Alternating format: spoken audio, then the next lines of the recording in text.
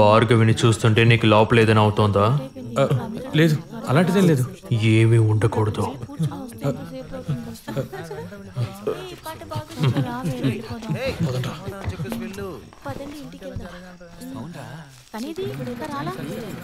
ఇప్పుడు చాలా బాగా చేస్తారు కార్యక్రమం. ముందు కూడా నేను వచ్చాను, అద్భుతంగా ఉండేది.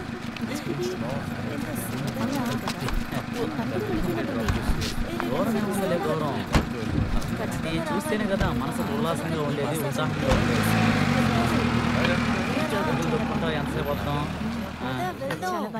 వస్తానంటే చెప్పు, ప్రతిసారి నేను వచ్చేటప్పుడు నేను తీసుకొస్తాను కదా. ఇంకెళ్దాం.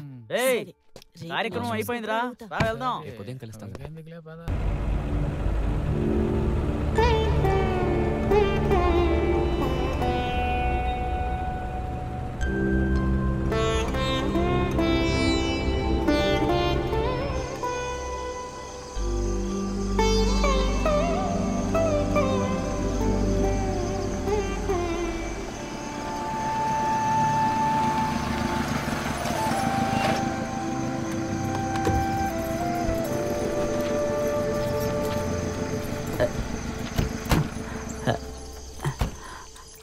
చాలా మంది ఉన్నారా? అవును మరి, ఊపిరాడలేనంత జనం ఉన్నారు.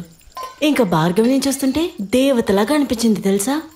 అందరూ కన్ను అర్పకుండా తన్నే చూశారు. అయితే అందరి కళ్ళు మన భార్గవి అమ్మ మీద ఉండుంటాయి. నేను వెళ్ళి దృష్టి తీసుకొస్తాను. అదంతా తర్వాత చేద్దాం, ముందు ఆ పని పూర్తి చేయి. ఈ పప్పు ఎక్కడికి వెళ్ళాడు? నేను నా భార్య మొదటిసారిగా చూసుకుంటున్నాం. ఒకే ఒక్క చూపు, ఇద్దరం నవ్వుకుంటున్నాం. జంబురుక్కు. అప్పటిదాకా అనుభవించింది అసలు జీవితమే కాదు సార్, అదొక కొత్త అనుభవం.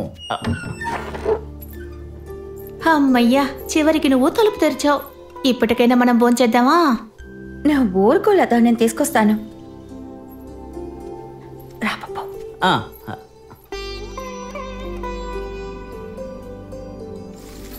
ఏంటమ్మా ఇంకా రెడీ చేయలేదా? అక్కడంతా ఆకలితో కూర్చున్నారు. నేను కూడా. మీరందరూ అక్కడ కూర్చొని తింటే చాలు. ముందు ఆ ప్లేట్స్ తీసుకువెళ్ళు.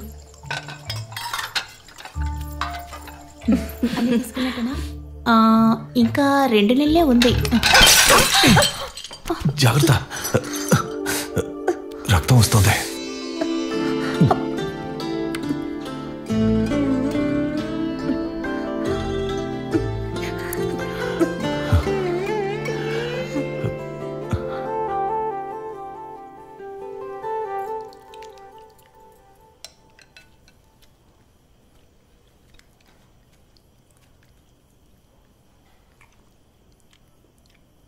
అన్నీ చేయడానికి నాకు సమయం సరిపోలేదయ్యా. మళ్ళీసారి వచ్చినప్పుడు ఎక్కువ చేస్తాను. అరే, ఇది చాలా గొప్ప విషయం అమ్మా. ప్రతిరోజు హోటల్లో తిని తిని ఇంటి భోజనం అంటే దాని మీద ప్రేమ పుట్టుతుందమ్మా. విన్నావా? చూడయ్యా, ఇక్కడ ఒక మనిషి తినడానికి నేను వెనకే తిరగాలి, లేదంటే తను అసలు భోంచేయదు. భోజనం లేకపోతే దాని విలువేంటో తెలుస్తుంది.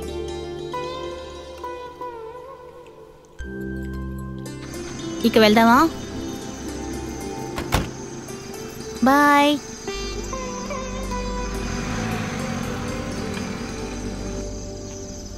సరే, నేను బయలుదేరుతున్నాను.